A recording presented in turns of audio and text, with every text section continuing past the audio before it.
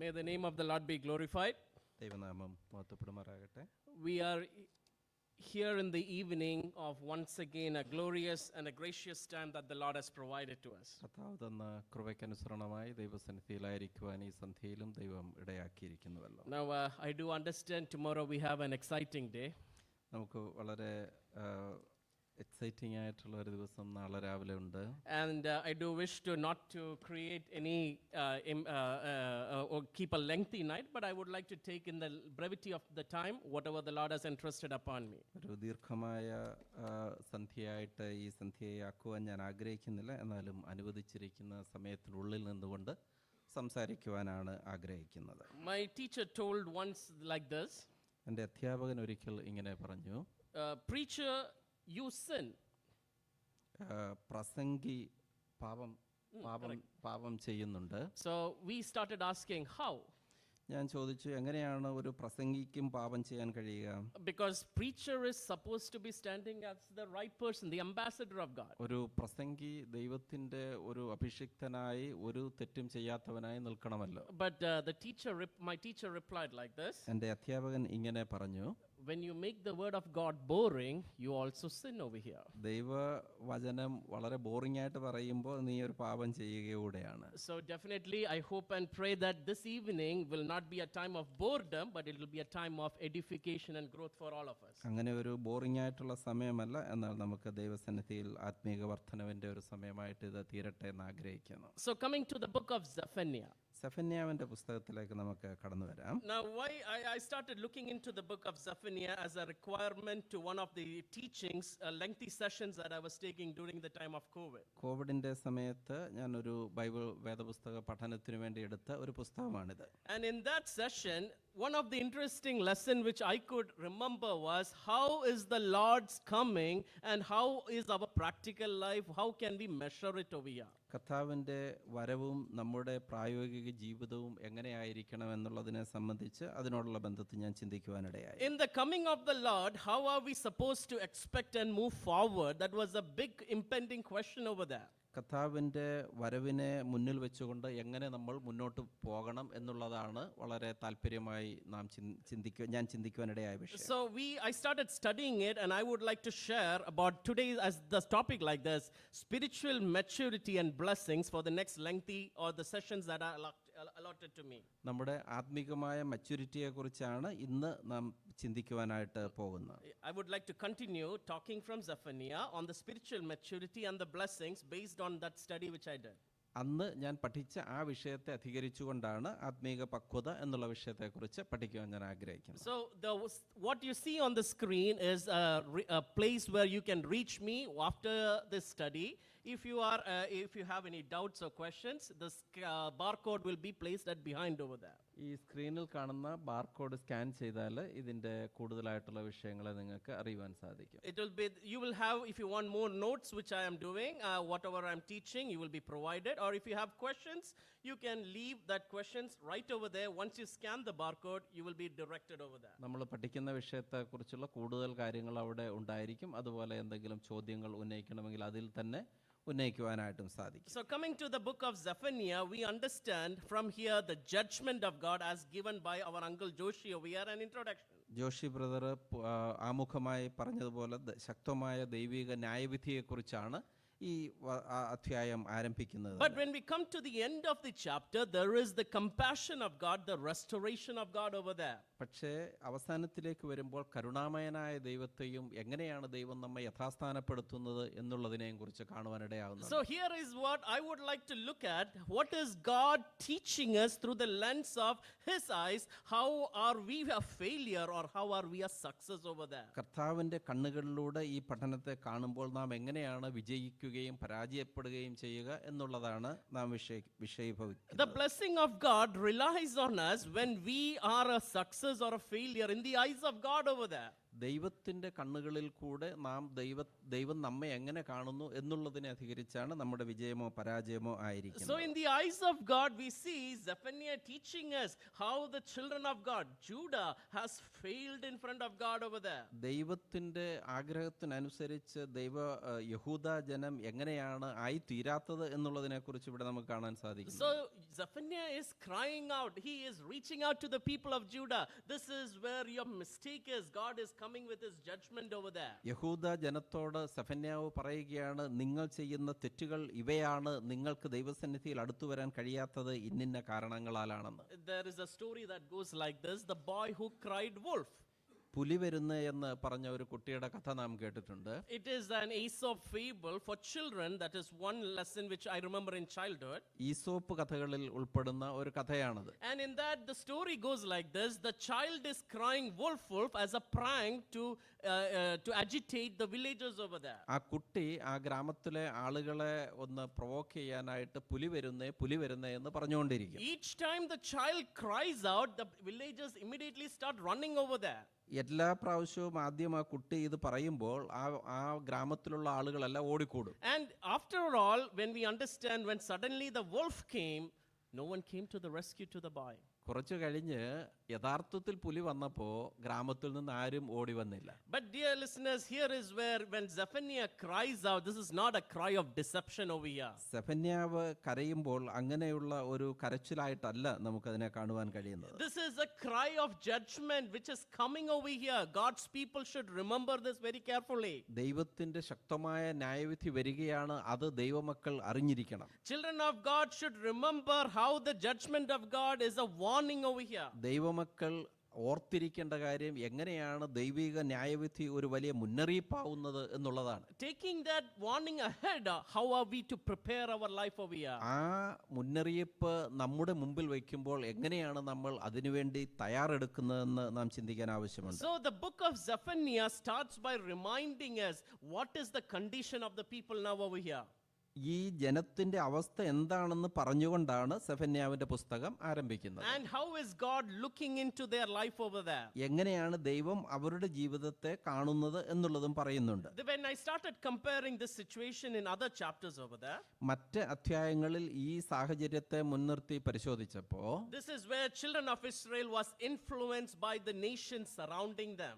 അവരുടെ ചുറ്റുമുള്ള ജാതികൾ എങ്ങനെയാണ് ആ ഇസ്രായേൽ ജനത്തെ സ്വാധീനിച്ചത് എന്നുള്ളത് നമുക്ക് അവിടെ കാണുവാൻ സാധിക്കും. When we read Ezekiel 20 verse 32, എസെക്കിയേലിന്റെ പുസ്തകം 20-ാം അധ്യായം 32-ാം വാക്യം നാം വായിക്കുകയാണെങ്കിൽ, there we read like this: how Israel is saying over there, we want to be like the nations all around us over there. Ezekiel 20:32 വായിക്കാം ആരെങ്കിലും.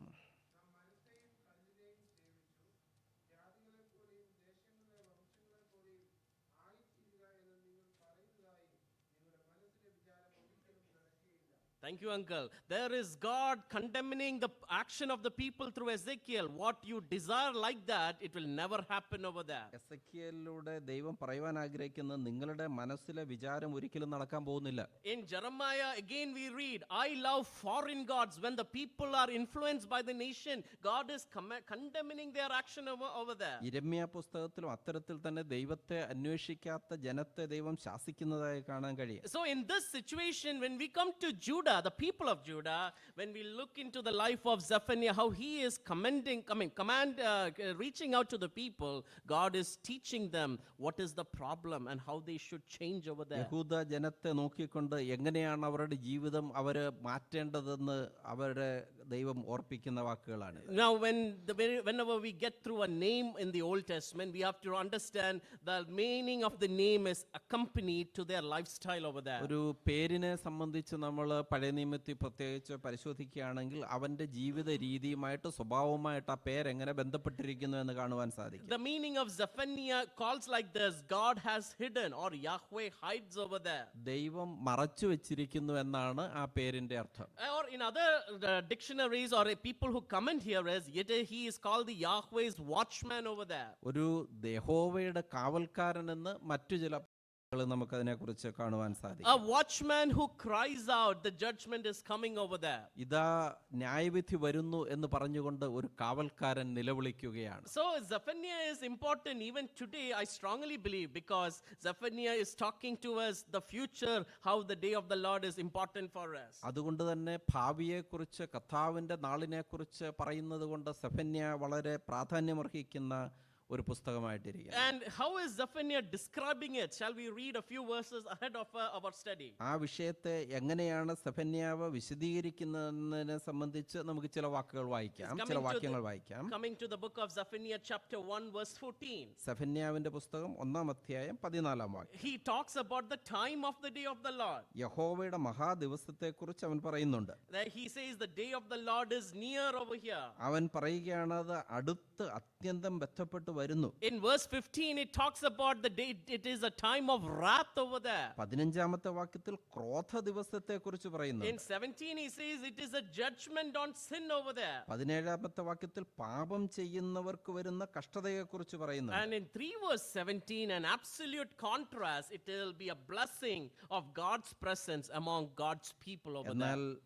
3-ാമത്തെ അധ്യായം 17-ാം വാക്യത്തിലേക്ക് വരുമ്പോൾ അതിന് വളരെ വിപരീതമായിട്ട് ദൈവം ദൈവത്തിന്റെ രക്ഷിതാവായി ദൈവത്തിന്റെ ജനത്തിനടുത്തിരിക്കുന്നതിനെ കുറിച്ച് കാണുവാൻ സാധിക്കും. So this is where I strongly understand maturity is what Zephaniah teaching over here. സെഫന്യാവ് നമ്മുടെ പക്വതയെ സംബന്ധിച്ച് പഠിപ്പിക്കുന്നത് ഈ വിധത്തിലാണെന്ന് ഞാൻ I മനസ്സിലാക്കുന്നു. remember a cane my parents had in my home over there when I was a small boy. എൻ്റെ ചെറിയ പ്രായത്തിൽ വീട്ടിലൊരു വടിയുണ്ടായിരുന്നു. And in that cane over there, it was kept on a high raised plaque over there. ആ വടി വളരെ ഉയരത്തിലാണ് വച്ചിരുന്നത്.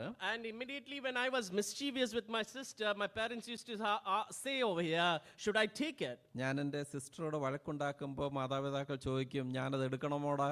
And then the tone rises again the second time. രണ്ടാമത് ചോദിക്കുമ്പോൾ കുറച്ചുകൂടെ ശബ്ദം ഉയർന്നു വരും. And the third time we can understand our bodies will be red hot over there. മൂന്നാമത്തെ പ്രാവശ്യം വരുമ്പോഴേക്കും നമുക്ക് മനസ്സിലാകും അതിന്റെ ചൂട് എത്രയാണെന്ന്. And that's what we can remember here. Zephaniah is reminding with the impending judgment. How is the day of the Lord going to come over here? വളരെ അടുത്തായിരിക്കുന്ന ന്യായവിധിയെക്കുറിച്ച് സെഫന്യാവ് പറയുമ്പോൾ ദൈവത്തിന്റെ ന്യായവിധി എത്ര അടുത്തിരിക്കുന്നു എന്ന് ഓർപ്പിക്കുന്നു. It is very close. People should remember this is very serious over there. ഇത് വളരെ പ്രാധാന്യമുള്ള സീരിയസ് ആയിട്ടുള്ള ഒരു കാര്യമാണെന്ന് ആളുകൾ ഓർത്തിരിക്കണം.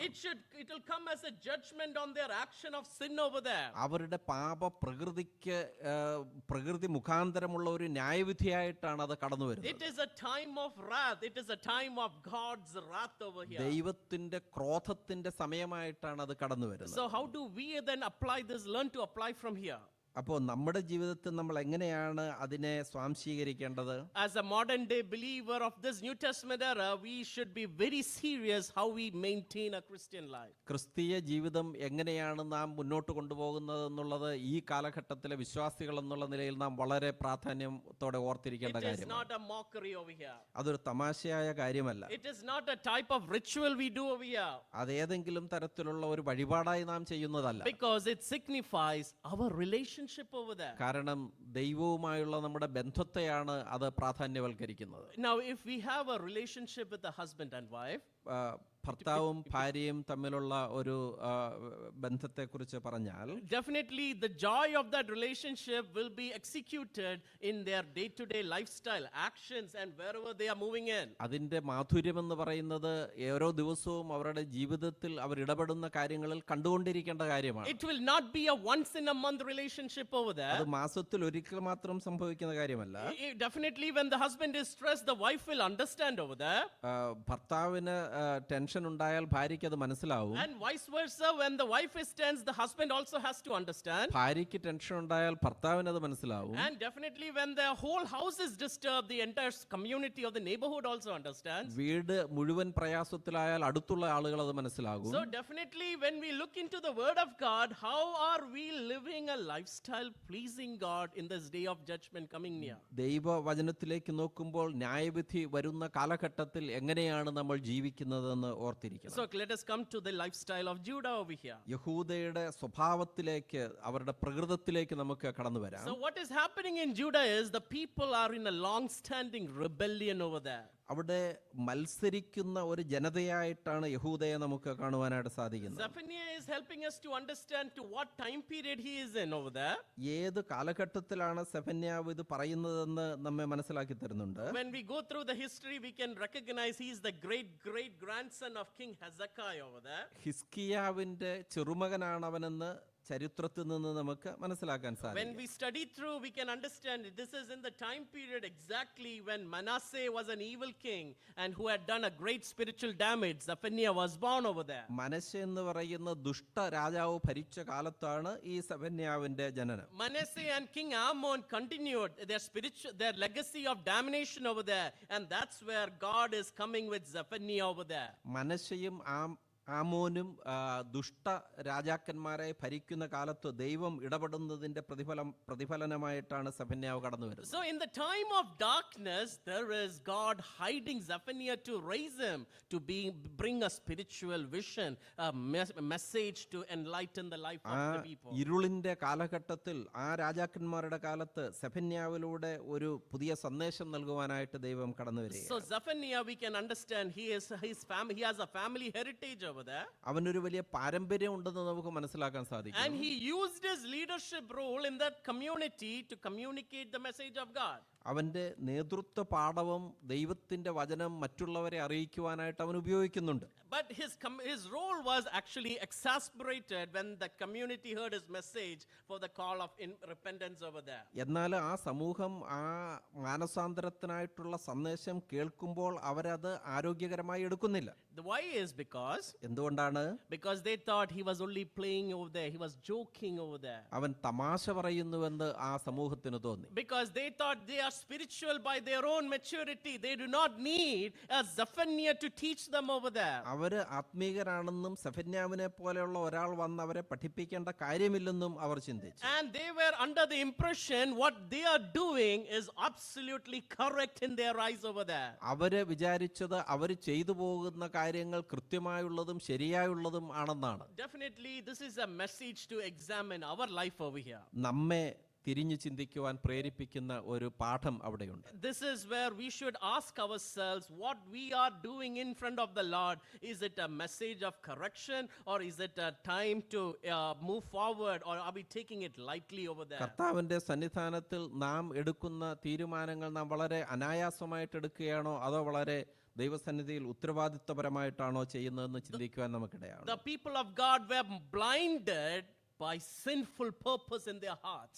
അവരുടെ മനസ്സിലെ തെറ്റായ ചിന്താഗതികൾ കൊണ്ട് അവരുടെ കണ്ണിനെ ഇരുട്ടാക്കി കളയുകയാണ് അവർ ചെയ്തത്. And when Zephaniah comes and says the day of the Lord is coming, they are telling Zephaniah, you are not telling the truth. Zephaniah വന്നിട്ട് ദൈവിക ന്യായവിധി ഇതാ കടന്നു വരുന്നു എന്ന് പറയുമ്പോൾ സമൂഹം പറയുകയാണ്, നീ തെറ്റാണ് പറയുന്നത്, നീ കളവാണ് പറയുന്നത്. So Zephaniah addresses three types of people in this chapter or in this book itself. മൂന്ന് വിധത്തിലുള്ള ആളുകളെ സെഫന്യാവ് അവിടെ അഡ്രസ് ചെയ്യുന്നുണ്ട്. Number one, those who worship false gods over there. ഒന്നാമത് തെറ്റായ ദൈവത്തെ, ശരിയല്ലാത്തതായ ദൈവങ്ങളെ ആരാധിക്കുന്നവർ. They are the people who worship the Lord and also consider there are other gods. They consider a universal truth over there. അവർ ദൈവത്തെ ആരാധിക്കുന്നുണ്ട്, അതിനോട് കൂടെ തന്നെ അവർ പറയുന്നത് പല ദൈവങ്ങളുണ്ടെന്നാണ്. And they consider those gods are important in their life, leaving their priorities over there. ആ ദൈവങ്ങളും അവരുടെ ജീവിതത്തിൽ പ്രാധാന്യമുള്ളവരാണെന്നാണ് അവർ പറയുന്നത്. Second group of people are people who come to a church or an assembly, but they are complacent toward God. മറ്റൊരു സമൂഹം എന്ന് പറയുന്നത് അവർ കാര്യങ്ങളിൽ ഇടപെടുന്നവരും ദൈവസന്നിധി വരുന്നവരാണ്, പക്ഷെ വിട്ടുവീഴ്ചകൾ ചെയ്യുന്നവരാണ്. And they try to compromise their spiritual life. They don't maintain it seriously over there. അവരുടെ ആത്മീക ജീവിതത്തെ വിട്ടുവീഴ്ചകൾ ചെയ്തുകൊണ്ട് അവര് ദൈവസന്നിധിയിൽ ഗൗരവതരമായിട്ട് ഇരിക്കുന്നില്ല. Third group of people, മൂന്നാമത്തെ ആളുകൾ, those who don't think God is involved in the affairs of the people over there. ദൈവ മക്കളുടെ ജീവിതത്തിൽ ഇടപെടുന്നവനല്ല ദൈവമെന്ന് അവർ വിചാരിക്കുക. God is only sitting on a throne over there. ദൈവം സിംഹാസനത്തിൽ ഇരിക്കുന്നവൻ മാത്രമാണെന്നാണ് അവർ ചിന്തിക്കുന്നത്. He is only sitting there to rule, but he is not involved in our life over there. അവൻ രാജാവായിട്ട് അവിടെ ഇരിക്കുകയാണ്, പക്ഷെ നമ്മുടെ ജീവിതത്തിൽ അവൻ ഇടപെടുന്നില്ല. Do we fall into any of these three? ഈ മൂന്ന് വിധത്തിൽ ഏതെങ്കിലും ഒരു വിധത്തിലാണോ നാം ആയിരിക്കുന്നത്? We need to start asking ourselves seriously this evening. നമ്മോട് തന്നെ ചോദിക്കുവാൻ നമുക്ക് ആവശ്യമുണ്ട്. That is where Zephaniah is teaching us how is this book relevant to us this evening. അതുകൊണ്ട് തന്നെ സെഫന്യാവ് ചോദിക്കുകയാണ്, സെഫന്യാവ് നമ്മെ പഠിപ്പിക്കുന്ന കാര്യം ഈ പുസ്തകം നമ്മുടെ ജീവിതത്തിൽ എത്രയധികം അന്വർത്ഥമായിരിക്കുന്നു ഈ കാലത്ത്. So I would like to summarize this like this. ഞാൻ ഈ കാര്യം ഈ ഒരു പോയിന്റ് ഇങ്ങനെ ഉപസംഹരിക്കട്ടെ. Book of judgment and a call to repentance. ഒരു ന്യായവിധിയുടെ പുസ്തകവും അതുപോലെ തന്നെ ഒരു മാനസാന്തരത്തിന്റെ ആഹ്വാനവും. It is a declaration, a reminder over here. There is a God who is gracious on behalf of his people. ഒരു കൃപയുള്ള ദൈവം നിങ്ങൾക്ക് വേണ്ടി ഉണ്ട് എന്നുള്ള ജനത്തെ ഓർപ്പിക്കുന്ന ഒരു കാര്യമായിട്ട് അതിരിക്കും. But let us not take this as an advantage over here. അത് നമുക്കൊരു അഡ്വാൻറ്റേജ് ആയിട്ട് എടുക്കാൻ കഴിയുകയില്ല. When the people of Judah started to take this as an advantage, the day of the Lord is coming as a wrath to them. ദൈവത്തിന്റെ ന്യായവിധി ഒരു ക്രോധമായി വരുന്നു എന്ന് പറയുമ്പോഴും അവരതിനെ നിസ്സാരവൽക്കരിക്കുകയായിരുന്നു. And so that's where we understand this day of the Lord is because number one is coming as a serious thing because of their idol worship over there. ഒന്നാമത് ദൈവിക ന്യായവിധി യാഥാർത്ഥ്യമായ കാര്യമാണ്, കാരണം നിങ്ങൾ വിഗ്രഹങ്ങളെ ആരാധിച്ചു പോകുന്നു. And that's where we should start reading from verse 7. Please help us read verse 7 over here. 7-ാമത്തെ വാക്യം വായിക്കാമോ? 1-ാം അധ്യായത്തിന്റെ.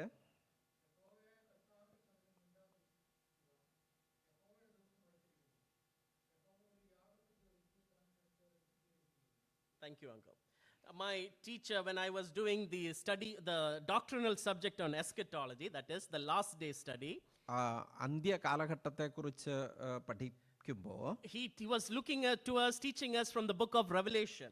വെളിപ്പാട് പുസ്തകത്തിൽ നിന്ന് ഞങ്ങളുടെ അധ്യാപകൻ പഠിപ്പിക്കുവാനിടയായി. And when he was teaching us, he reminded us the serious truth over here. ഒരു സത്യത്തെക്കുറിച്ച് അദ്ദേഹം പറയുകയുണ്ടായി. When your last days understanding is not clear, നിങ്ങളുടെ അന്ത്യ കാലഘട്ടത്തെക്കുറിച്ചുള്ള പഠനം കൃത്യമല്ല എങ്കിൽ, കൃത്യമായി മനസ്സിലാക്കുന്നില്ല എങ്കിൽ, you are going to have a problem with all the other doctrines. മറ്റ് പഠനങ്ങളെ അത് ബാധിക്കും, നിങ്ങൾക്കൊരു പ്രയാസം ഉണ്ടാകാനിടയാകും. Let me repeat that again a little more elaborated. അതിനെ ഞാൻ അല്പം വിശദീകരിക്കട്ടെ. When you have not a conviction of what is going to happen on the day of the Lord, കർത്താവിന്റെ ദിവസത്തിൽ എന്താണ് സംഭവിക്കുക എന്നുള്ളതിനെ കുറിച്ച് നിങ്ങൾക്ക് ഉറപ്പില്ല എങ്കിൽ, this is where we are going to be in no confidence and we are trying to shift our foundation in understanding the scripture, and we tend to become agnostic over there, atheist over there. നിങ്ങൾക്ക് ആ ഉറപ്പില്ലാത്തത് കൊണ്ട് നിങ്ങൾ തെറ്റായ പഠനങ്ങളിലേക്ക് പോവുകയും ദൈവത്തെ തള്ളിപ്പറയുകയും ചെയ്യാനിടയാകും. We start to become, there goes another people who says the truth. Let us understand. We tend to become attached to other groups and denominations over there. നമ്മൾ പറയും മറ്റു ചിലര് അതിനെ വിശദമായിട്ട് മറ്റു തരത്തിൽ പഠിപ്പിക്കുന്നുണ്ടല്ലോ, അതാവാം ശരി, നമുക്ക് അങ്ങോട്ട് പോകാമെന്ന് പറയും. Now my teacher helped us to understand by taking a sheep in his hand over there. ഒരു ആടിനെ സംബന്ധിച്ച് ഇങ്ങനെ ആ അധ്യാപകൻ പറയുകയുണ്ടായി. And he tried to show us, when we show green to the lamb over there, the lamb starts moving here and there over there. ഒരു ആടിനെ ഒരു പച്ചപ്പ് കാണിക്കുമ്പോൾ ആ ആട് അങ്ങോട്ട് ആ പച്ചപ്പിനോടൊപ്പം പോകുവാനിടയാവും. The lamb will only be attracted to the color green because green is the color of food for them. ആ പച്ചപ്പിനെ സംബന്ധിച്ച് ആടിനറിയാം അത് ഭക്ഷണമാണെന്ന്, അതുകൊണ്ട് ആ പച്ചപ്പിന്റെ പുറകെ ആട് പോകും. So even if the wolf or the lion shows green over there, suddenly they will understand it is food and they will go into their own trap over there. ഒരു ദുഷ്ടജീവിയെ പച്ചയായിട്ട് കാണിക്കുകയാണെങ്കിൽ ആ ദുഷ്ടജീവിയുടെ പുറകെ ഈ ആട് പോകാനാണ്. And that's where we understand, when you have no understanding about the last days, a clear conviction, you will be deviated or distracted with different people and truths over there. കർത്താവിന്റെ ക്രോധ ദിവസത്തെക്കുറിച്ചുള്ള ഉറപ്പ് നമുക്കില്ലെങ്കിൽ നാം ഈ ആടിനെ പോലെ തെറ്റിപ്പോകുവാൻ സാധ്യതയുണ്ട്. So Zephaniah is teaching from verses 2 to 3, the whole earth will be destroyed because of 4 reasons over there. 2-3 വാക്യങ്ങളിൽ ദൈവം സകലത്തെയും സംഹരിച്ചു കളയും എന്ന് പറയുന്നതിന് 2 കാരണം പറയുന്നുണ്ട്. And that's where we understand there is because of the gross negligence in the relationship with the people of God over there. ദൈവവുമായുള്ള മനുഷ്യന്റെ ബന്ധത്തെ മനുഷ്യൻ നിസ്സാരവൽക്കരിച്ചു കളഞ്ഞതാണ് ഒന്നാമത്തെ പ്രശ്നം. The nation of Judah was responsible for the lack of relationship, we understand. ദൈവവുമായിട്ടുള്ള അവരുടെ ബന്ധത്തെ അത്തരത്തിൽ നിസ്സാരവൽക്കരിച്ചതിന്റെ ഉത്തരവാദിത്വം യഹൂദജനത്തിനുള്ളതായിരുന്നു. It is not the problem because of the situation we see. സാഹചര്യം നിമിത്തമല്ല അവരത് ചെയ്തത്. It is not because of their upbringing over there. അവർ വളർന്നു വന്ന സാഹചര്യം കൊണ്ടല്ല അങ്ങനെ സംഭവിച്ചത്. It is because they took it lethargically without paying attention to look at how God sees worship over there. അവരതിനെ സാമാന്യവൽക്കരിക്കുകയും പ്രാധാന്യം കൊടുക്കാതെ അതിനെ ത്യജിച്ചു കളയുകയും ചെയ്യുകയായിരുന്നു. Now I do take this as an example when I was in college over there. ഞാൻ കോളേജിലായിരുന്നപ്പോൾ സംഭവിച്ച ഒരു ഉദാഹരണം അതിനുവേണ്ടി പറയാൻ സാധിക്കും. Smoking a cigarette is a big icon over there. Those who are in college life when we move in over there. കോളേജിലെ കുട്ടികളെ സംബന്ധിച്ചുള്ളത് നമുക്കറിയാം, ഒരു സിഗരറ്റ് വലിക്കുക എന്ന് പറയുന്നത് എന്തോ വലിയ കാര്യമായിട്ടാണ് അവർ കരുതിയിരിക്കുന്നത്. Now when people are looking forward, if you have a cigarette, you are considered a huge figure over there in college. അങ്ങനെ ഒരു സിഗരറ്റ് വലിച്ചുകൊണ്ട് നടക്കുമ്പോൾ അവൻ എന്തോ വളരെ മാന്യനായ ആളാണെന്നാണ് എല്ലാവരും കാണുന്നത്. It is though they understand the negligence of their health is over there. അവരുടെ ആരോഗ്യ പ്രശ്നങ്ങളെക്കുറിച്ച് അവർ ബോധവാന്മാരാണ് എന്നിരിക്കലും, but they will continue because they only want the image over there. They only want that respect of the people over there, false respect over there. അവരത് തന്നെ ചെയ്ത് മുന്നോട്ട് പോകും. കാരണം ആളുകളുടെ മുമ്പിൽ ഒരു ഇമേജ് ഉണ്ടാക്കാനായിട്ട് ഇത് സഹായിക്കുമെന്നാണ് അവർ കരുതുന്നത്. Eventually they will understand those people are nowhere related, and they will understand none of them will come to their help when they need them urgently over there. സ്വാഭാവികമായി നാം മനസ്സിലാക്കേണ്ട കാര്യം, അത്തരത്തിലുള്ള അവന് ഈ സിഗരറ്റ് വലി കൊണ്ടുള്ള ഒരു പ്രയാസം ഉണ്ടാകുമ്പോൾ അവരാരും അവനെ സഹായിക്കുവാനായിട്ടുണ്ടാവുകയില്ല. Eventually what will happen to that individual? He or she will end up definitely having health issues over there. അവനോ അവളോ വലിയ ആരോഗ്യ പ്രശ്നങ്ങൾക്ക് അടിപ്പെടുവാനായിട്ട് അത് മുഖാന്തരം ഇടയായിത്തീരും. So let's come to over here the people of Judah, as we read from Ezekiel 20 and other portions of Jeremiah. They wanted to be like the other nations over there. മറ്റ് ജാതികളെ പോലെ ഞങ്ങൾക്കും ജീവിക്കണമെന്നാണ് യഹൂദജനം ആ കാലഘട്ടത്തിൽ ആഗ്രഹിച്ചത്. And eventually they ended up in gross negligence in their relationship with God over there. അതുകൊണ്ട് തന്നെ ദൈവവുമായുള്ള ബന്ധത്തെ നിസാരവൽക്കരിച്ചു കളയുകയാണ് അവർ ചെയ്തത്. So Zephaniah comes over there pleading to the inhabitants of Judah how you need to repent of their sin and turn back to God. അതുകൊണ്ട് യഹൂദ ജനത്തോട് സെഫന്യാവ് എന്ന് പറയുന്നത് എങ്ങനെയാണ് നിങ്ങൾ കരയുകയും മാനസാന്തരപ്പെടുകയും ചെയ്യേണ്ടത് എന്നുള്ളതിനെ കുറിച്ചാണ്. Shall we read those two verses together right now? ആ രണ്ട് വാക്യങ്ങൾ 2-3 ആണ്. Yes, 1 verse 2 and 3. 2-3 ഒന്നുകൂടെ നമുക്ക് വായിക്കാം. ഒന്ന് വായിക്കാം.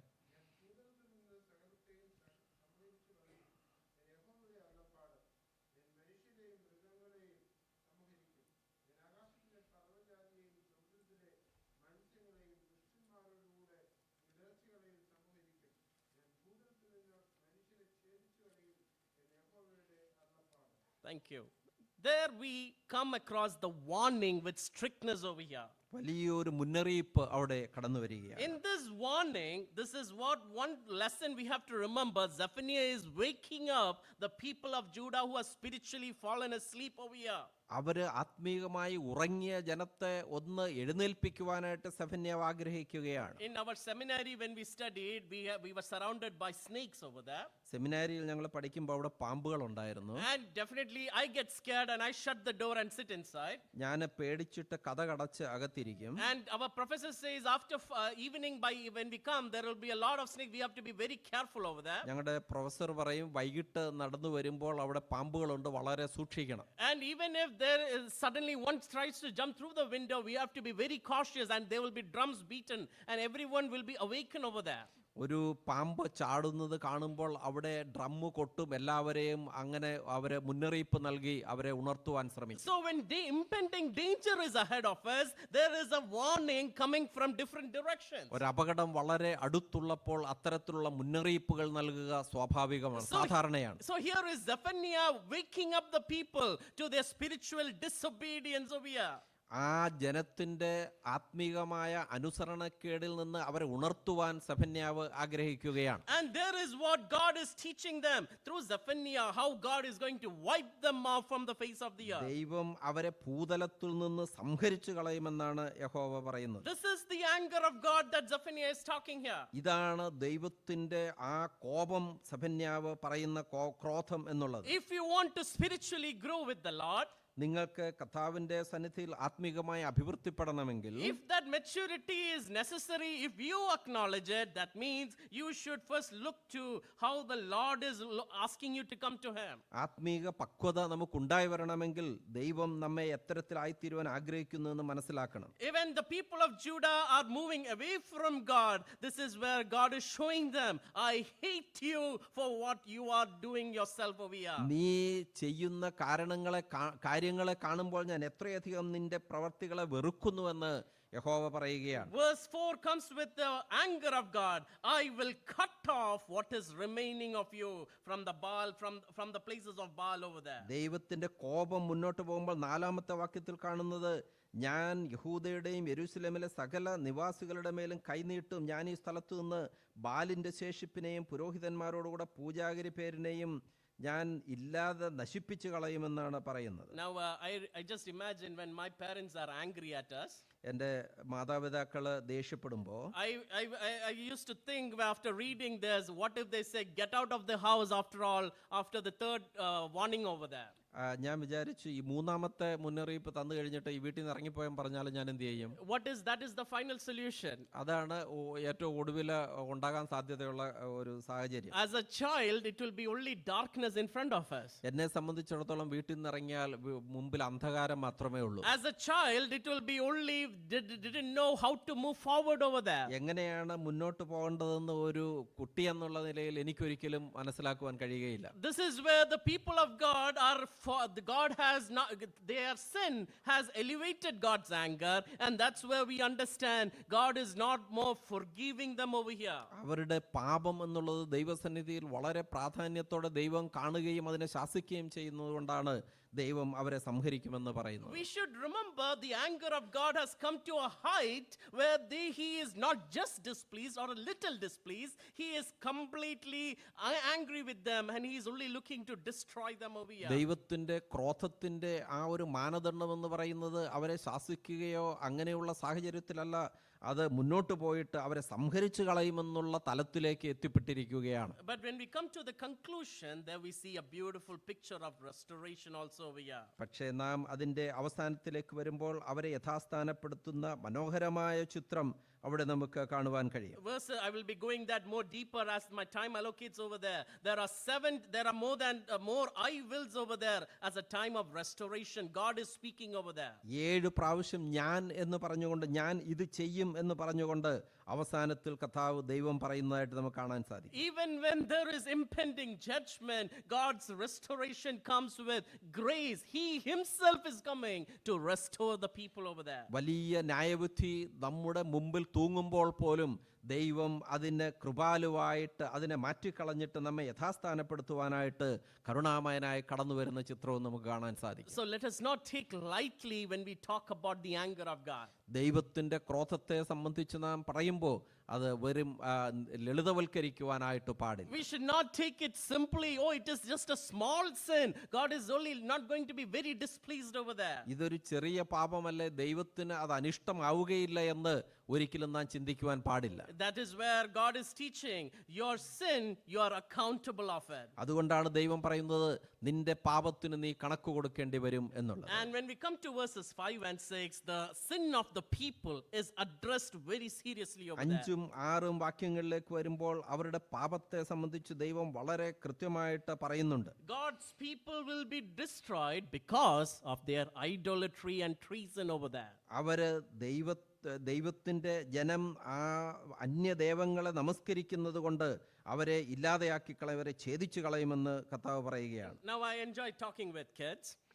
കുഞ്ഞുങ്ങളോട് സംസാരിക്കാൻ എനിക്ക് ഇഷ്ടമാണ്. And one such occasion when I was talking about idol worship from Exodus, ഇങ്ങനെ വിഗ്രഹാരാധനയെ കുറിച്ച് പുറപ്പാട് പുസ്തകത്തിൽ നിന്ന് പറയുമ്പോൾ there was a child who comes and asked me, sir, is there idol worship in Christianity? ഒരു കുട്ടി വന്നിട്ട് ചോദിച്ചു, ഇങ്ങനെയുള്ള വിഗ്രഹാരാധന ക്രിസ്തീയ ഗോളത്തിലുണ്ടോ എന്ന്. And may I remind you, I was talking to a brother in congregation itself over there. ബ്രദറുകാരുടെ ഒരു മീറ്റിംഗിൽ സംസാരിച്ചപ്പോൾ സംഭവിച്ചതാണത്. And that child was curious, why did I raise that topic over there? ആ കുട്ടിക്ക് വളരെ ആകാംക്ഷ ഉണ്ടായിരുന്നു, ഞാൻ അങ്ങനെ ആ വിഷയം എന്തുകൊണ്ടാണ് അവിടെ അവതരിപ്പിച്ചത്. No, normally, rarely only we get to ask, why does the preacher raise such a topic? കാരണം വല്ലപ്പോഴും മാത്രമാണ് നാം ചോദിക്കുന്നത് എന്തിനാണ് ഈ പ്രാസംഗികൻ ഈ വിഷയം പറഞ്ഞത് എന്ന്. And rarely it comes from a child who are there who asks such a question over there. തന്നെയുമല്ല അങ്ങനെ ഒരു ചോദ്യം ഒരു കുട്ടിയായ ഒരാൾ തിരിച്ചു ചോദിക്കുക എന്ന് പറയുന്നത് വളരെ കുറവാണ്. Now hold on to that thought. We will coming to that. Let us look to first to understand what is Zephaniah talking to us over here. ആ വിഷയത്തെ വിഗ്രഹാരാധനയെ സംബന്ധിച്ച് സെഫന്യാവ് എന്താണ് പറയുന്നതെന്ന് ആ വിഷയം മനസ്സിൽ വെച്ചുകൊണ്ട് തന്നെ നമുക്ക് ചിന്തിക്കാം. God is stating over there why he is declaring judgment, because they have beginning to function not as God's children but as the other idols over there. കാരണം ദൈവം ന്യായവിധി വരുത്തുവാൻ ആഗ്രഹിക്കുന്നതിന്റെ കാരണം എന്നുള്ളത് അവർ ദൈവത്തെ ആരാധിക്കുന്നില്ല, അവർ അന്യദൈവങ്ങളെ സേവിക്കുവാനായിട്ട് പോവുകയാണ്. They have started to function as they belong to other gods over there. അവർ അന്യ ദൈവത്തിന്റെ ആളുകളായിട്ടാണ് അവർ ജീവിക്കുവാനായിട്ട് ഇടയാവുന്നത്. Now I have been born and brought up in the house of George and Jesse. ജോർജിന്റെയും ജെസ്സിയുടെയും വീട്ടിലാണ് ഞാൻ ജനിച്ചത്. And definitely when I grew up, I start to behave as my neighbor's child. Definitely it will displease my parents over there. ഞാൻ വളർന്നു വരുമ്പോൾ എൻ്റെ അയൽവക്കത്തുള്ള മാതാപിതാക്കളുടെ രീതികളിലാണ് ഞാൻ വളർന്നു വരുന്ന ജീവിതം കാണിക്കുന്നതെങ്കിൽ എൻ്റെ മാതാപിതാക്കൾക്ക് അതൊരിക്കലും ഇഷ്ടപ്പെടുകയില്ല. Definitely that shows to us the wrong influence of the community and how it will displease however good they are over there. അത് നമ്മിൽ സമൂഹമുണ്ടാക്കുന്ന തെറ്റായ പ്രവണതകളെയാണ് കാണിക്കുന്നത്. തന്നെയുമല്ല അത് നമ്മുടെ മാതാപിതാക്കൾക്ക് ഇഷ്ടപ്പെടുകയില്ല. And that's how God is looking at his children, how he is displeased when his children have fallen away from him over there. ദൈവത്തിന്റെ മക്കൾ അവനിൽ നിന്ന് അകന്നു പോകുമ്പോൾ ദൈവം എത്രയധികം അനിഷ്ടമാണ് പ്രകടമാക്കുന്നതെന്നും എത്രയധികം ദൈവം അതിൽ സങ്കടപ്പെടുന്നുവെന്നും അതിൽ നിന്ന് നമുക്ക് കാണാൻ സാധിക്കും. There we understand in verses 5 over there how it is being talked over there about the god of Milcom over there. മിൽക്കാം എന്ന് പറയുന്ന ദേവനെ സംബന്ധിച്ച് എങ്ങനെയാണ് അവിടെ പറഞ്ഞിരിക്കുന്നത്? 5-ാം വാക്യത്തിൽ പറഞ്ഞിട്ടുണ്ട്. The people started to compromise their life. They are worshiping Yahweh as well as they are worshiping Milcom over there. അവർ യഹോവയെയും ആരാധിക്കുന്നുണ്ട്, മിൽക്കാമിനെയും ആരാധിക്കുന്നുണ്ട്. അങ്ങനത്തെ അവസ്ഥയിലേക്ക് അവർ മാറി. This shows they are going on two boats together over there. അവർ രണ്ട് വള്ളത്തിൽ കാൽ വയ്ക്കുകയാണ് ചെയ്യുന്നത്. Definitely they are going to fall down over there. അങ്ങനെ രണ്ട് വള്ളത്തിൽ കാൽ വെച്ച് സഞ്ചരിച്ചാൽ അവർ താഴെ വീഴുവാനായിട്ടിടയാണ്. They have rejected the Lord and turned their backs on him, and they have surrendered their allegiance over there. അവരെ ദൈവത്തെ തള്ളിക്കളയുകയും അങ്ങനെ രണ്ട് യജമാനന്മാരെ സേവിക്കുവാൻ ഇറങ്ങി പുറപ്പെടുകയും ചെയ്തു. So this shows a feeling of apathy from the life of people over there. അവിടുത്തെ ആളുകളുടെ അവസ്ഥ എന്തായി തീർന്നു എന്ന് നമുക്ക് ഇതിൽ നിന്ന് കാണുവാൻ സാധിക്കും. Apathy is a sense of not being able to look forward. Oh, this is sufficient for me. Oh, I am sufficient to live in this sin and continue over അവർക്ക് here. മുന്നോട്ട് നോക്കുവാൻ കഴിയുന്നില്ല. ഇങ്ങനെയൊക്കെ പൊത്തുവരുത്തത്തിൽ അങ്ങ് പോയാൽ മതി, ഞാൻ ഇവിടെ തന്നെ സംതൃപ്തനാണ് എന്ന് പറഞ്ഞൊരു ജീവിതമായിട്ട് അത് മാറി. So that's where God is coming with discipline on them. അവിടെയാണ് ദൈവം ഒരു ശിക്ഷണ നടപടിയുമായി അവരുടെ മധ്യത്തിലേക്ക് വരുന്നത്. So that's where the anger of God is a reminder to us. ദൈവ ക്രോധം അവിടെയാണ് നമുക്കൊരു മുന്നറിയിപ്പായിട്ട് ഇരിക്കുന്നത്. Here is where we learn the discipline of God and we are able to understand him over here. ദൈവം നമ്മളെ എങ്ങനെയാണ് ശിക്ഷണ നടപടികൾ കൂടി കടത്തിവിടുന്നതെന്നുള്ള സാഹചര്യം അവിടെ വരികയാണ്. We learn about his justice over here. അവന്റെ ന്യായത്തെ സംബന്ധിച്ച് അവിടെ നാം കാണുന്നുണ്ട്. Shall we read a verse from the book of Psalm 7 and verse 11 to 13? 7-ാമത്തെ സങ്കീർത്തനത്തിൽ നിന്ന് 13-ാമത്തെ വാക്യം നമുക്ക് 11 to 13. 11 മുതൽ 13 വരെയുള്ള വാക്യങ്ങൾ. 7-ാമത്തെ സങ്കീർത്തനം.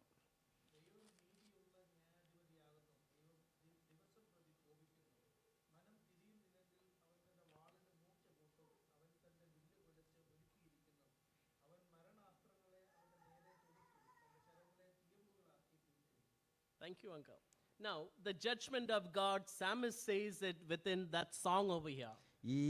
ഈ ഗാനത്തിലൂടെ ഈ സങ്കീർത്തനക്കാരൻ പറയുന്നത് ദൈവിക ന്യായവിധിയെ സംബന്ധിച്ചാണ്. Now the justice of God can be seen in these 3 verses. ഈ 3 വാക്യങ്ങളിൽ ദൈവത്തിന്റെ ന്യായാധിപതിയായുള്ള നീതിയെ സംബന്ധിച്ച് പറഞ്ഞിട്ടുണ്ട്. Where the God we worship, number 1, his righteousness is very much important over there. ഒന്ന്, അവന്റെ നീതി വളരെ പ്രാധാന്യമുള്ളതാണ്. Second thing, he is the judge sitting on a throne over there. 2, അവൻ സിംഹാസനത്തിൽ വിരാജിക്കുന്ന ദൈവമാണ്. And this this person, his anger is not just for one day, it is growing daily over here.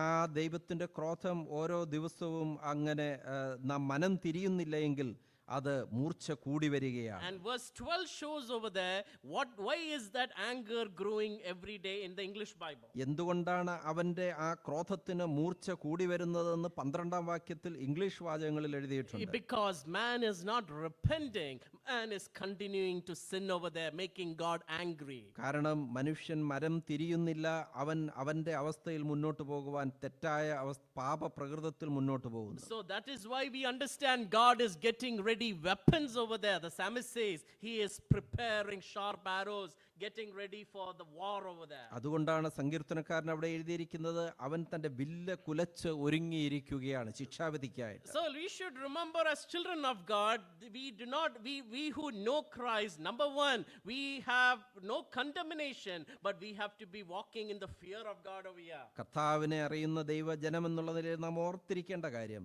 നമുക്ക് ന്യായവിധി അല്ല ഉള്ളത്, എന്നാൽ നാം ദൈവസന്നിധിയിൽ നമ്മെ തന്നെ നേരെയാക്കേണ്ട ആവശ്യമുണ്ട്. Romans chapter 8 verse 1 to 2 says it very beautifully.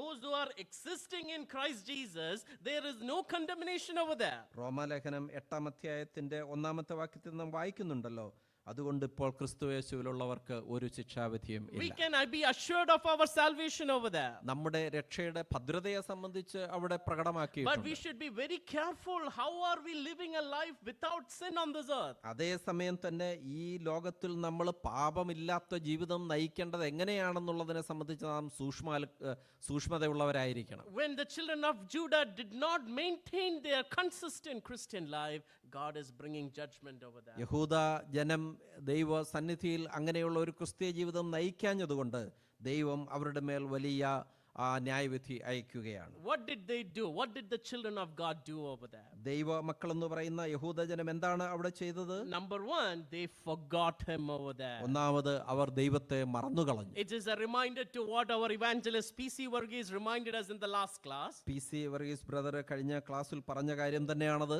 God's children have forgotten him. ദൈവത്തിന്റെ കുഞ്ഞുങ്ങൾ ദൈവത്തെ മറന്നുകളഞ്ഞു. Number two, they have thrown themselves at the feet of false gods, and their allegiance lies not to the living God. രണ്ട്, അവർ തന്നെ അവരെ മറ്റ് അന്യ ദൈവങ്ങൾക്ക് സേവ ചെയ്യുന്നവരാക്കി കളഞ്ഞു, യഥാർത്ഥ ദൈവത്തെ പിൻപറ്റുന്നവരായിരുന്നില്ല. They rejected God and his grace over there. കർത്താവിന്റെ കൃപയെ അലക്ഷ്യമാക്കി കളഞ്ഞു. Now coming to the question, is there idol worship in Christianity? നാം മുമ്പ് പറഞ്ഞ വിഷയത്തിലേക്ക് മടങ്ങി വരട്ടെ, വിഗ്രഹാരാധന നമ്മുടെ മധ്യത്തിലുണ്ടോ? Now when I started recognizing that child's voice in my head in connection with my study over here, എൻ്റെ പഠനത്തോടുള്ള ബന്ധത്തിൽ ആ കുഞ്ഞ് ചോദിച്ച ചോദ്യത്തെ ഞാൻ ചിന്തിക്കുമ്പോൾ, this is where we should remember there is a temptation to diminish the living God from our minds even today. നമ്മുടെ മനസ്സിൽ നിന്ന് ജീവനുള്ള ദൈവത്തെ മാറ്റി നിർത്തുന്ന സ്വഭാവം ഇന്നും നമുക്കും ഉണ്ട് എന്ന് ചിന്തിക്കുവാൻ സാധിക്കും. Is there an idol worship in a Christian's life? നമ്മുടെ ക്രിസ്തീയ ജീവിതത്തിൽ നമുക്ക് അത്തരത്തിലുള്ള വിഗ്രഹാരാധനയുണ്ടോ? Number one, there is a job which we have to do. Oh, my job is everything. I have to make enough money over there. ഒന്ന്, എനിക്കൊരു ജോലി ചെയ്യാനുണ്ട്, എനിക്ക് പണം ഉണ്ടാക്കുവാനായിട്ട് ആവശ്യമുണ്ട്. I have to do many things. I can do a little for God, but my job costs me my time and my life over there. എൻ്റെ ജോലി വളരെ ഉത്തരവാദിത്വമുള്ളതാണ്, അത് സമയമെടുക്കുന്നതാണ്, അതെന്റെ ജീവിതവുമായി ബന്ധപ്പെട്ടിരിക്കുന്നു. Oh, I need to study further. I need to achieve the highest degree in this world. ഞാൻ ഈ ലോകത്തിലെ വലിയ വിജയങ്ങൾ കീഴടക്കുവാനായിട്ട് എനിക്ക് ആവശ്യമുണ്ട്. I need my success. My success is important. എൻ്റെ വിജയം എനിക്ക് പ്രാധാന്യമുള്ളതാണ്. Oh, I need my ministry. My ministry is my foremost thing over here. എൻ്റെ ശുശ്രൂഷ എനിക്ക് വളരെ പ്രാധാന്യമുള്ളതാണ്. If God is not there in our Christian life, നമ്മുടെ ജീവിതത്തിൽ കർത്താവ് കൂടെയില്ലെങ്കിൽ what is the beauty of ministry? How much our success we grow ആ in? ശുശ്രൂഷയുടെ മാധുര്യം എന്താണ്? നാം എത്ര വിജയങ്ങൾ നേടിയാൽ, If God is not there in our jobs, നമ്മുടെ ജോലിയിൽ കർത്താവ് കൂടെയില്ലെങ്കിൽ, what is the success or what is the growth when we earn enough money? How can we enjoy in it? നാം ധാരാളം പണം ഉണ്ടാക്കിയാലും എങ്ങനെ അത് ആസ്വദിക്കുവാനായി If സാധിക്കും? God is not there in what we study, നാം പഠിക്കുന്ന കാര്യങ്ങളിൽ കർത്താവ് കൂടെയില്ലെങ്കിൽ what is the point of even studying further? പഠിക്കുന്നതിന്റെ പ്രാധാന്യം എന്താണ്? We have only ended up creating an idol in our life. നമ്മുടെ ജീവിതത്തിൽ ഒരു വിഗ്രഹത്തെ സൃഷ്ടിക്കുകയാണ് നാം ചെയ്യുന്നത്. What the children of God, Judah did in their pursuit of fame and growing forward, they abandoned the God and the pursuit of. അവർ പ്രശസ്തിക്ക് പുറകെ പോയപ്പോൾ ദൈവത്തെ മറന്നു കളഞ്ഞു എന്നുള്ളതാണ്. We should stop at 20. Yeah. Okay. So what we are looking at here is how there are counterfeit gods in the life of a Christian. ഒരു ക്രിസ്ത്യാനിയുടെ ജീവിതത്തിൽ ദൈവത്തിന് പകരം വെക്കുന്ന ചില സാഹചര്യങ്ങളെ കുറിച്ചാണ് നാം കാണുന്നത്. Now one of the books, one of the professors who I had to listen was Dr. Tim Keller, who mentions like this. Doctor Tim Keller എന്ന് പറയുന്ന എൻ്റെ ഒരു അധ്യാപകൻ ഉണ്ടായിരുന്നു. There he mentions the human heart takes good things like a successful career, love, material possessions, even family, and turns them into ultimate things over there. ഒരു മനുഷ്യൻ്റെ ഹൃദയം എന്നുള്ളത് അവൻ്റെ ജോലിയെ സംബന്ധിച്ച്, അവൻ്റെ സ്നേഹത്തെ സംബന്ധിച്ച്, അല്ലെ അവൻ്റെ ഭൗമികമായ നന്മകളെ സംബന്ധിച്ച്, അവൻ്റെ ആത്യന്തികമായ നന്മയ്ക്ക് ഉതകുന്നതായിട്ട് അതിരിക്കുന്നു. Our hearts eventually starts to worship these things over there. അപ്പോൾ അങ്ങനെ വരുമ്പോൾ നമ്മുടെ മനസ്സ് ആ കാര്യങ്ങളെ കൂടുതലായിട്ട് പ്രാധാന്യവൽക്കരിക്കുകയും അതിനെ ആരാധിക്കുകയും ചെയ്യുന്നു. Because this is the significance of security, how we are safe and fulfilling in this world over here. നമ്മൾ എത്രയധികം സുരക്ഷിതരായിരിക്കുന്നുവെന്നും നമ്മുടെ ജീവിതം സഫലമാകുന്നുവെന്നും ആ കാര്യങ്ങൾക്ക് പ്രാധാന്യം കൊടുക്കുകയാണ് ശരിയെന്നാണ് അവർ ചിന്തിക്കുന്നത്. Now what does the word of God say in connection to this?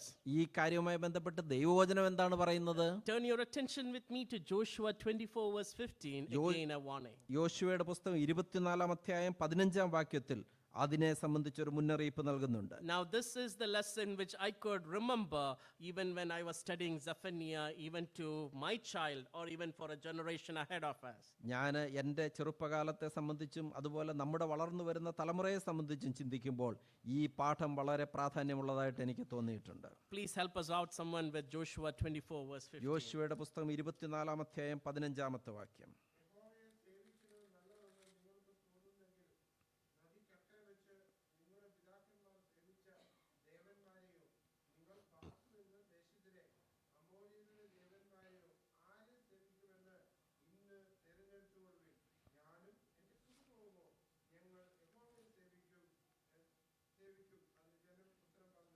Now, thank you, Uncle. Now, this instruction to the people is a reminder to their family and to the generations ahead. അവരുടെ ആ തലമുറയ്ക്കും അവരുടെ കുടുംബത്തിനുമുള്ള ഒരു മുന്നറിയിപ്പായിട്ട് ഇത് യോശുവ നൽകുകയാണ്. It is not the security or the significance in a family is important over here. നിങ്ങളുടെ സുരക്ഷിതത്വവും നിങ്ങളുടെ പ്രാധാന്യവുമല്ല പ്രാധാന്യമുള്ളത് യഥാർത്ഥത്തിൽ. It is not the success of the conquest you earn over here. നിങ്ങൾ വിചാരിക്കുന്ന പ്രശസ്തിയിലേക്ക് നടക്കുവാനുള്ള ആ പടിയല്ല അത് പ്രാധാന്യമുള്ളത്. But it should please you to worship the living Yahweh over there. ജീവനുള്ള ദൈവത്തെ സേവിക്കുക എന്നുള്ളതാണ് പ്രാധാന്യമുള്ള കാര്യം. And if that is successful in your life, നിങ്ങളുടെ ജീവിതത്തിൽ നിങ്ങൾ വിജയിക്കുകയാണെങ്കിൽ you are growing with God over here. നിങ്ങൾ ദൈവത്തോടൊപ്പമാണ് നടക്കുന്നതെന്ന് കാണാൻ സാധിക്കും. You are growing with family over there. നിങ്ങൾ കുടുംബമായി ദൈവത്തോടൊപ്പം നടക്കുകയാണ്. Now I have my education started around 2019. It's been almost 6 years now with my PhD. 2019 എൻ്റെ ഈ പഠനം ആരംഭിച്ചത്. Now it has been a time of strenuous journey. It has been very difficult to combine with different time zones. വളരെ പ്രയാസമുള്ള ഒരു പഠനമായിരുന്നു അത്. കാരണം രണ്ട് സ്ഥലങ്ങളിലായിട്ടാണ് ഞാനായിരുന്നതെന്നറിയാം. In the deadlines and everything was going on, in between I got married. അതിന് ഇടയിൽ വിവാഹം കഴിച്ചു. And definitely today when we look into this year at this beginning of January, there is Jason in our hands. ഈ വർഷം ജനുവരിയിലേക്ക് നോക്കുമ്പോൾ പൈതൽ ജെയ്സനെ ദൈവം നൽകി. Now what I'm trying to bring to your attention is this is how I see a blessing in our hand over here. ഞാൻ പറയുവാൻ ആഗ്രഹിക്കുന്ന കാര്യം അതിനിടയിൽ ദൈവം തരുന്ന നന്മകളായിട്ട് ഈ കാര്യങ്ങളും കടന്നു വരുന്നു. A blessing is not what we enjoy with tangibility, what we can touch and feel over there only as an object. നാം തൊട്ടുനോക്കി മനസ്സിലാക്കുന്ന നാം ചിന്തിക്കുന്ന തരത്തിലല്ല പലപ്പോഴും നമ്മുടെ വിജയങ്ങൾ കടന്നു വരുന്നത്. It is not with a time frame only in this period we enjoy. അത് ഈ കാലഘട്ടത്തിനുള്ളിൽ മാത്രം നടക്കേണ്ട കാര്യമായിട്ട് ഇരിക്കുന്നില്ല. It is a blessing that grows with you, eventually making you closer to God. ആ അനുഗ്രഹം കർത്താവിനോടൊപ്പം നടക്കുമ്പോൾ സ്വാഭാവികമായും വളർച്ചയുണ്ടാകുന്ന പടികളിൽ ദൈവം നൽകുന്നതാണ്. If your blessing is not enabling you to grow with God, നിങ്ങൾ ദൈവത്തോടൊപ്പം നടക്കുന്നതിൻ്റെ ഒപ്പമല്ല ആ അനുഗ്രഹങ്ങൾ വരുന്നത് എങ്കിൽ definitely that is a curse and not a blessing over there. അത് ഒരു അനുഗ്രഹമായിട്ടിരിക്കുന്നില്ല, അതൊരു ശാപമായി മാത്രം ഇരിക്കുന്നു. For the children of God in Judah, in their pursuit of false gods, they were throwing away the living God over there. യഹൂദ ജനത്തെ സംബന്ധിച്ച് അവർ മറ്റു ദൈവങ്ങളെ സേവിക്കുവാൻ പോകുന്ന തത്രപ്പാടിനിടയിൽ യഥാർത്ഥ ദൈവത്തെ മറന്നു കളഞ്ഞു. Oh, they thought my conquest is this much. This is the Lord's blessing over there. ഇതാണ് ദൈവത്തിന്റെ അനുഗ്രഹമെന്ന് അവർ തെറ്റിദ്ധരിച്ചു. And this is the blessing that I have come to the successful position over here. ഞാൻ വിജയത്തിലേക്ക് വന്നിരിക്കുന്നു, ഇത് മുഖാന്തരമാണ് ഞാൻ ഈ വിജയം കൈവരിച്ചതെന്ന് അവർ But തെറ്റിദ്ധരിച്ചു. the sad picture is God was not with them and God was punishing them over here. ദുഃഖകരമായ അവസ്ഥ എന്നുള്ളത് ദൈവം അവരോടൊപ്പം ഇല്ലായിരുന്നു, ദൈവം അവരെ ശിക്ഷിക്കുകയായിരുന്നു, അതവർ മനസ്സിലാക്കി. And that is where it comes over there, anger with corrective discipline over there. അതാണ് വരുന്നത്. ക്രോധം എന്നുള്ളത് ശിക്ഷണ നടപടിയിലൂടെ അതിനെ എങ്ങനെ നന്നാക്കിയെടുക്കാൻ സാധിക്കും എന്നുള്ളത്. God did not want to completely destroy them over there. ദൈവത്തിന് ആ ക്രോധത്തിലൂടെ അവരെ നശിപ്പിച്ചു കളയുവാനായിട്ട് ഉദ്ദേശമില്ലായിരുന്നു. But here is where God is reaching out to them, helping them to learn who he is. That is the grace of God. അതിനിടയിൽ ദൈവ കൃപയാൽ ദൈവം അവരെ മനസ്സിലാക്കി കൊടുക്കുവാൻ സാധിച്ചത് ഇതാ ദൈവത്തെ സേവിക്കുവാൻ ഒരു അവസരം നിങ്ങൾക്കുണ്ട് എന്നുള്ളത്. That is where we come to a conclusion today in verse 7, the day of the Lord. ഇന്നത്തെ നമ്മുടെ ഈ ചിന്തയുടെ അവസാനത്തിൽ നാം 7-ാമത്തെ വാക്യത്തിലേക്ക് വരുന്നു.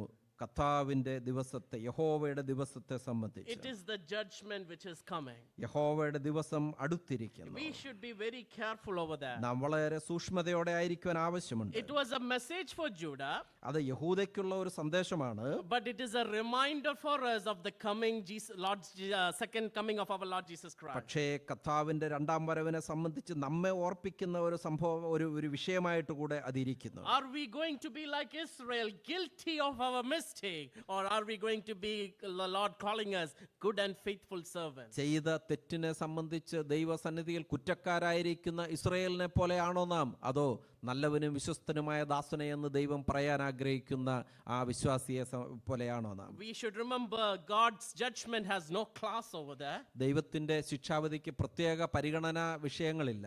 We have to remember there is no status over there. അതിന് പ്രത്യേക പദവികളില്ല. There is no birth order over there. അതിന് ജന്മം കൊണ്ടുള്ള പ്രത്യേകതകളില്ല. But there is none who can avoid other than when you come to know him and those who are believers over there. നാം അവനെ അറിയുവാനായിട്ട് അടുത്തു വരുമ്പോൾ ദൈവ മക്കളെന്നുള്ള നിലയിൽ എല്ലാ സാഹചര്യത്തിലും അവന്റെ അടുത്ത് വരാൻ നമുക്ക് സാധിക്കും. So the grief is going to be intense. That is what the word of God is teaching us. വേദപുസ്തകം പറയുന്നത് ആ സങ്കടം വർദ്ധിച്ചു വരികയാണ്. And when that grief is intense, what we are learning is important over here. ആ ദുഃഖം വർദ്ധിച്ചു വരുമ്പോൾ നാം പഠിക്കുന്ന കാര്യങ്ങൾക്ക് പ്രാധാന്യവും വർദ്ധിച്ചു വരും. Let us read one last verse and conclude this evening. ഒരു വാക്യം വായിച്ച് നമുക്ക് ഇന്നത്തെ ചിന്ത അവസാനിപ്പിക്കാം. Let me turn your attention to 1 Peter chapter 4 verse 17. 1 പത്രോസ് 4-ാം 17-ാമത്തെ വാക്യം. Apostle Peter reminds us about coming judgment, especially when we learn in connection with God's household. അപ്പോസ്തലനായ പത്രോസ് ദൈവത്തിന്റെ ന്യായവിധിയെ സംബന്ധിച്ച് ഇങ്ങനെ അവിടെ പറയുന്നുണ്ട്.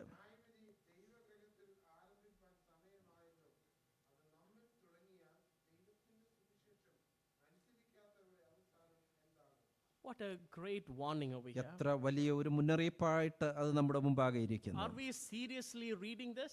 ഇത് നാം വളരെ പ്രാധാന്യത്തോടെ ശ്രദ്ധിക്കുന്നുണ്ടോ? Are we looking into what the scripture is escalating our attention to his coming judgment? കർത്താവിന്റെ ആ ന്യായവിധിയെ സംബന്ധിച്ച് നാം സൂക്ഷ്മതയുള്ളവരാണോ? The time is coming soon. സമയം വളരെ സമാഗതമായിരിക്കുകയാണ്. It is not our neighbor who is going to be judged. നമ്മുടെ അയൽപക്കത്തുള്ളവനെ അല്ല ദൈവം ന്യായം വിധിക്കാൻ. It is not the people in the society he is going to judge first. നമ്മുടെ സമൂഹത്തിലെ മറ്റുള്ളവരെ അല്ല ദൈവം ന്യായം വിധിക്കാനായി പോകുന്നത്. It is going to be right from here, from my family. God is going to start. ഇവിടെ നിന്ന് ദൈവഗ്രഹത്തിൽ നിന്ന്, എന്റെ ഗ്രഹത്തിൽ നിന്നാണ് ദൈവിക ന്യായവിധി ആരംഭിക്കാൻ How പോകുന്നത്. is my household? First let me correct it. എന്റെ കുടുംബം, എന്റെ വ്യക്തിപരമായ കാര്യം എങ്ങനെ ഇരിക്കുന്നു അത് എനിക്ക് ശരിയാക്കുവാൻ Are ആവശ്യമുണ്ട്. we going on two boats in our life? രണ്ട് ബോട്ടിലാണ് നമ്മൾ കാല് വെച്ചിരിക്കുന്നത്. Are we showing our loyalty to other gods in our life? മറ്റ് ദൈവങ്ങളെ സേവിക്കാനാണോ നാം പ്രാധാന്യം കൊടുക്കുന്നത്, Have we നാം become- പോകുന്നത്? Have we become lethargic in our Christian life? നാം ആ കാര്യങ്ങളെ വളരെ ലളിതവൽക്കരിക്കുന്നവരാണോ? Now, I remember my teacher asking me, "What are you afraid of?" എൻ്റെ അധ്യാപകൻ എന്നോട് ചോദിച്ചു, നിനക്ക് പേടിയുള്ള കാര്യം എന്താണ്? I said, "I'm afraid to die." ഞാൻ പറഞ്ഞു, എനിക്ക് മരിക്കാൻ വലിയ പേടിയാണ്. You are a preacher and you are afraid to die? അദ്ദേഹം ചോദിച്ചു, നീ ഒരു പ്രാസംഗികനാണ്, നിനക്ക് മരിക്കാൻ പേടിയാണോ? Now, my answer was, "Sir, I'm not afraid, not because I do not have hope, എനിക്ക് പ്രത്യാശ ഇല്ലാത്തത് കൊണ്ടല്ല സാറേ അത്.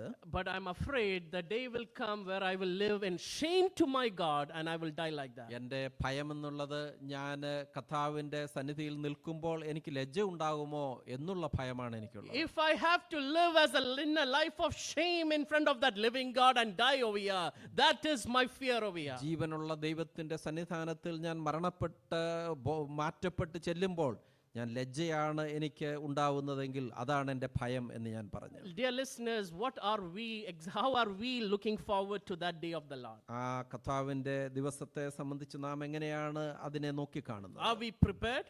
നാം തയ്യാറെടുത്തിട്ടുണ്ടോ? Because we studied right now itself, the household is important over there. നമ്മുടെ ഗ്രഹം വളരെ പ്രാധാന്യമുള്ളതാണെന്ന് നാം വായിക്കും. It starts right from now from our house. ദൈവ ഗ്രഹത്തിൽ അത് ആരംഭിക്കുന്നു എന്ന് നാം കാണുകയുണ്ട്. Shall we take a serious step as we approach the day of the Lord? May his name be glorified. നാം വളരെ ഉത്തരവാദിത്വത്തോടെ ആ വിഷയം മുന്നിൽ വെക്കുവാൻ ആവശ്യമുണ്ട്. ദൈവം നമ്മെ സഹായിക്കട്ടെ. Again, I repeat, there is a question answer on that barcode. Please scan it as you go home. If you have anything, please reach out to me. എന്തെങ്കിലും നിങ്ങൾക്ക് ചോദിക്കുവാനുണ്ടെങ്കിൽ ആ ക്വസ്റ്റ്യൻ നിങ്ങൾ അവിടെ